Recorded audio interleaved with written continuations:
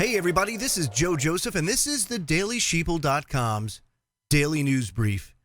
I want to bring up something today that's kind of been weighing on me heavy, and it has a lot to do with what's happened basically pre-election cycle, post-election cycle here in the United States, and we're seeing it now with all of the populist movements that are springing up all over the world. You're seeing a lot of pushback, of course, because, establishments don't just go away without a fight. And Brandon Smith, one of my favorite bloggers over at altmarket.com, it's alt-market.com, pardon me, did a fantastic piece that talks exactly about what's happening right now and what's got me so concerned. And there's such a heavy feeling in the air, I have to tell you, because I've never seen, at least in the time that I've been doing this kind of stuff, I've never seen a divide and conquer campaign happen using just the media. Basically, that's what we're using right now, is just the media. And it's totally blown things way out of proportion, not to mention the fact that, the candidates that ran in this election, much like prior elections, it didn't matter how it happened or who won or who lost, because either way, you're screwed. In this case, they gave us such polarizing candidates, so far right and so far left, that what you're left with is people that buy into cult of personality, but really don't get into all of the individual acts that they do, or things that they commit to, or perhaps legislation that they push. Instead of looking at the content or the body of work, people are just buying into the cult of personality. And it doesn't matter whether it's left or right, whether it's Republican, Democrat, rich or poor. What you always have to look at what the body of work is, not the person. Hero worship. It's idolatry, really, if you think about it. Anybody out there that's a Christian or not, if you take a look at the 10 Commandments, there's nothing wrong with them. And one of them is don't worship idols. It's a little bit easier than if we take it out of a religious context and put it more in a worldly context. It really means don't put people on pedestals. Because what happens when you put a person on a pedestal? Every time you do so, here on this earth, I have always been disappointed. Every single time. What about you? Every time you put somebody up there, how many times has it been, or how long did it take before that person disappointed you in one way or another? Because we're all human beings, and we're all susceptible to pressures and different stimuli. Does certain things to us, different things to us. Eventually, it's going to happen. So it's a good advice. Don't put people on pedestals. Judge them on the merits of their work, of what they do, how they behave, tangible things. You don't just go along with somebody, whether they're left or right, up or down, doesn't matter, if they're not doing what they're supposed to do, if they're not following through on their commitments. And we should always have a measure of standoffness, if you will. We got to stand back and take a look at things. You may back somebody, and that's all well and good, but you need to stand back and look at what's going on and make sound decisions about how you go forward, voicing your support, perhaps activism. It doesn't matter what it is. But you don't back the person. You back the idea. You back, like, say, liberty. And that's what Brandon Smith was writing today. And before we get into that, Mac over at SHTF Plan wrote a great editor's comment that I want to share with everybody, because that's It echoes very much so how I feel about this whole situation. It also, before I get into it, reminds me of some prophecy that I remember reading, and it talks about the end times. And in these days, because I believe that we're here, I don't know when the end is. You got to treat each day like it's your last, because you never know what tomorrow's going to bring or what today's going to bring. But it talks about these days being just very chaotic, which of course is something that we see. And around the globe, I mean, I can't imagine or think of a time where there's been more chaos throughout the globe as there is today. But it says, speak and they will not hear, show them and they will not see. People are losing their objectivity, whether it's because of the just flood of information that keeps pouring in through their, smart devices or everything. Because you remember, I mean, the level of input that human beings are subject to is more than we have ever seen in recorded history. So it's just totally and completely overloading our brains. And not to mention that we're being manipulated through these devices. I spoke the other day about algorithms and how they really rule the day. Technology has been able to automate and simplify the process of control through the media, through advertising. It's an unbelievable revolution that's taking place. But Mac writes, taking Brandon's point into account. And in this case, he's saying, rebranding liberty as evil as globalists prepare to blame populists for everything. Remember that. It says, taking Brandon's point into account, what's happening now appears to be a mass hoax in that crowds from the liberty movement, the truth movement, the conservative movement, the populist movement, and several other labels are being goaded into supporting an overreaching executive branch, a fresh rally for war in the Middle East, and a brutal police state crackdown at home. A crackdown, my friends, that appears to be developing in the effort to deport many illegal immigrants, ban migrants from Middle East countries, and beating back protesting and rioting liberal crowds. Now, there are so many guys, so many fronts on this game. Let's just be clear. This isn't a clear cut, divide and conquer because it's this and that. It's black and white. It's an unbelievable dynamic that's taking place here. But Max says there are so many fronts to this game that many people have lost their identity and completely abandoned their principles in an effort to cheer on their candidate. Just like I said, folks, the cult of personality. Whether that's Trump in the White House, whether it's Bernie Sanders, or it's Hillary Clinton outside the White House, or anyone else in between. Now, Brandon has pointed out in previous articles that there have been many short-term gains against the globalist, and they can never truly defeat the liberty movement, in particular if and only if liberty-minded individuals maintain their principles of freedom as an ideal, of protection for the Bill of Rights, and of economic freedom for individuals and small businesses. It basically is you have to maintain the moral high ground. That's how we do it.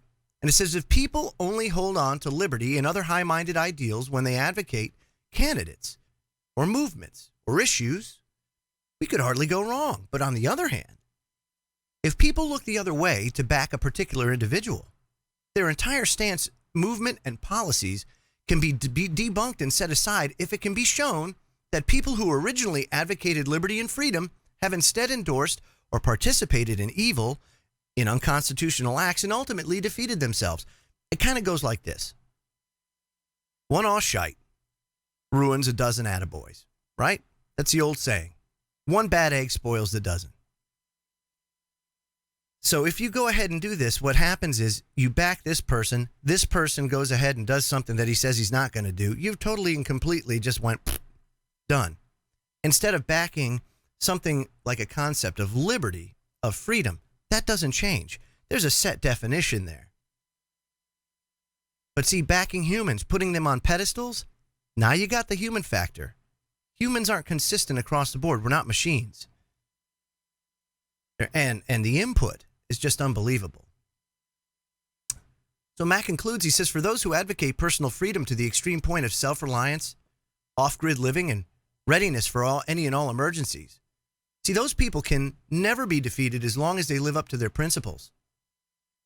Somewhere in there, there's hope for the future.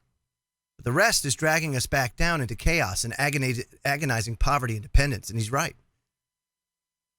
But Brandon writes, one of the most favored propaganda tactics of establishment elites and the useful idiots they employ in Marxist and cultural Marxist circles is to relabel or redefine an opponent before they can solidify and solidly define themselves. In other words, elites and Marxists will seek to brand you just as corporations use branding in the minds of the masses so they can take away your ability to define yourself as anything else. He says, think of it this way. Say you want to launch an organization called Movement Blue, and you and others have gone through a great struggle to grow this organization from the ground up. However, just as your movement is about to achieve widespread recognition, someone else comes along, someone with extensive capital and media influence, and they saturate every outlet with the narrative that your movement is actually more like Movement Red, and that Movement Red is a terrible, no good, bad idea. Now, they do such a good job, in fact, that millions and millions of people start calling you Movement Red without even knowing why. And they begin to believe all the negative associations that this label entails. So through the art of negative branding, your enemy has stolen your most precious asset, the ability to present yourself to the public as you really are, because they insert, my friends, a bias into the minds of people. Regardless of what reality is, they create the reality. They create the reality. It's almost Matrix-like. Negative branding is a form of psychological inoculation. It's designed to close people's minds to particular ideas before they actually hear those ideas presented by a true proponent of those ideas. But beyond that, negative branding can also be used to trick groups and movements into abandoning their original identity. Think about that. Just back away for a second and look at what's happened pre- and post-election. Look at how things have become so divided and conquered. And that's really what's happening. First, you had the division brought on by George Soros. You know, your Black Lives Matters. You had all of these protesters brought in buses, paid $15 an hour to cause violence and violent protests. And then over on the far right, you've got them clamping down on immigration, when really all that needed to be done is just enforce the current laws that are in place, and everything would be okay.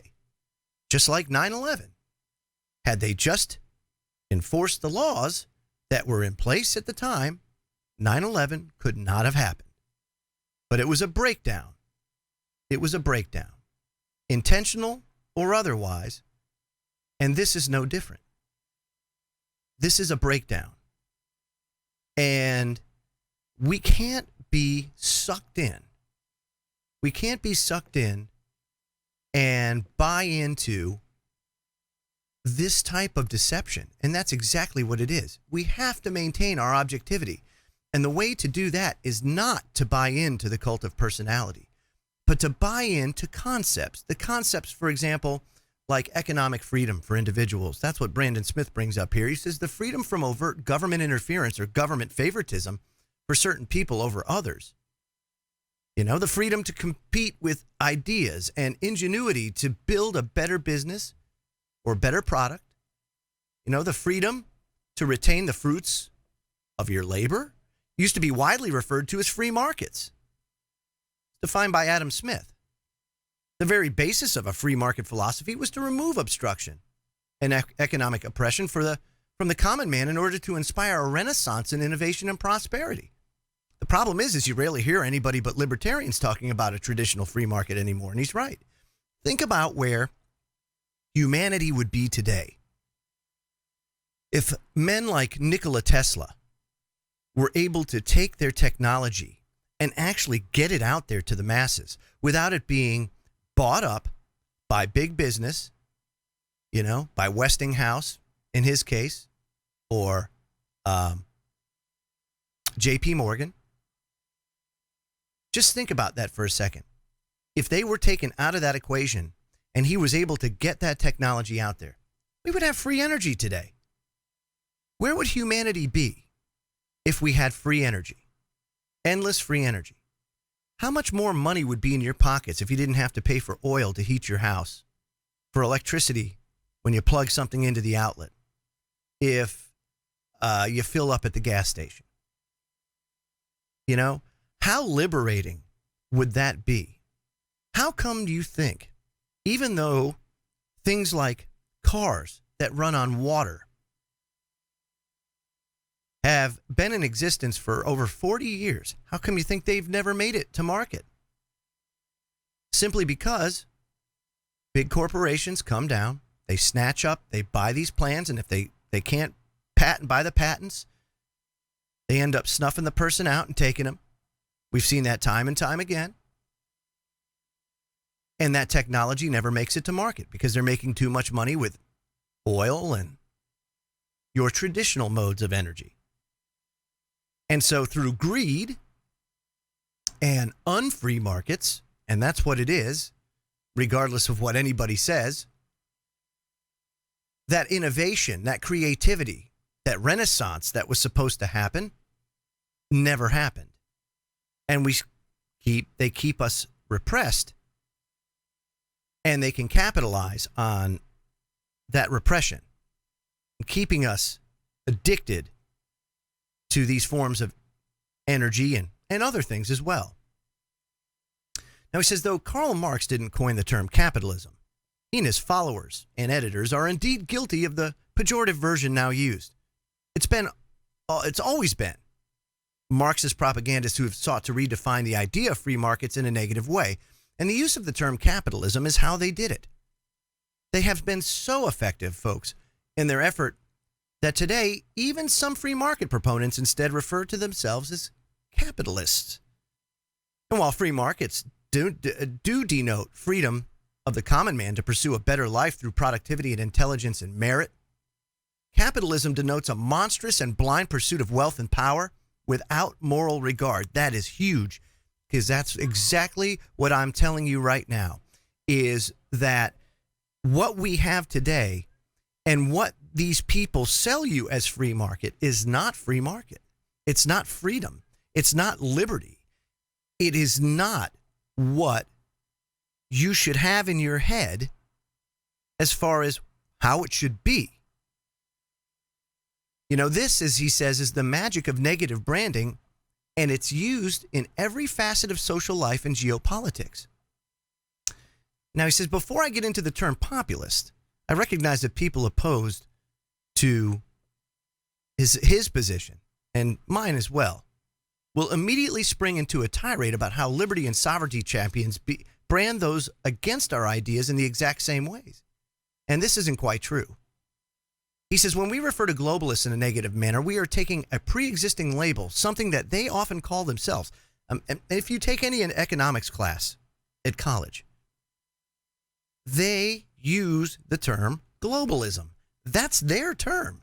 That's not our term. That's their term. And their philosophy is flawed and highly destructive based on historical evidence and verifiable facts. See, we're not seeking to redefine them, Brandon writes, as anything other than what they already are. We're merely exposing to the public what they openly promote and believe, and then offer our side of our evidence as to why their beliefs are wrong. And this is not what they do to us. Instead, globalists and their cronies prefer that the public don't get to hear our views directly from us. They rarely, if ever, actually use our publications as a source for their attacks on our principles. They would much rather tell the public what we are and what we believe before they're ever exposed to us. So that's what they'll do. They basically use ad hominem attacks, and they rile everybody up. And then you get the George Soroses to come in, and they rile people up, And you get your Donald Trump to come in on the other side, and he riles people up. And what do you get? You get chaos and confusion, and out of chaos, order. It's an easy plan. It's the old playbook, folks, and that is what they do. They play us against one another when really we should be banding together. And it's really that simple.